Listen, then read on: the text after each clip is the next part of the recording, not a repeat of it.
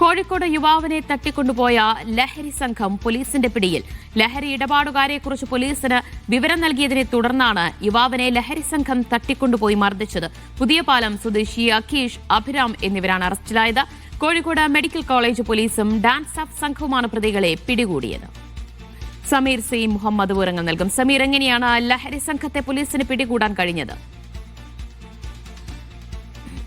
ദിവ്യ, കഴിഞ്ഞ ദിവസം Nadakkavu police 22 gram MDMA-യുമായി 2 പേരെ പിടികൂടിയിരുന്നു. ഇവരെ ഒറ്റിക്കൊടുത്തത് മാങ്കാവ് സ്വദേശിയാണ് എന്നാരോപിച്ചുകൊണ്ടാണ് ലഹരി സംഘത്തിലെ ഏതാനും പേർ യുവാവിനെ തട്ടിക്കൊണ്ടുപോയത്. മാങ്കാവ് സ്വദേശിയായിട്ടുള്ള യുവാവിനെ കഴിഞ്ഞ 7-ാം തീയതിയാണ് തട്ടിക്കൊണ്ടുപോയത്. പിന്നീട് ആളൊഴിഞ്ഞ കെട്ടിടത്തിലേക്ക് കൊണ്ടുപോവുകയും അവിടെ വെച്ചുകൊണ്ട് വടിവാൾ കൊണ്ട് വെട്ടി, അതുപോലെ തന്നെ ഇഷ്ടിക കൊണ്ട് തലക്കടിച്ചു തുടങ്ങിയിട്ടുള്ള ക്രൂരമായിട്ടുള്ള മർദ്ദനങ്ങൾക്കും ഇരയാക്കിയിരുന്നു.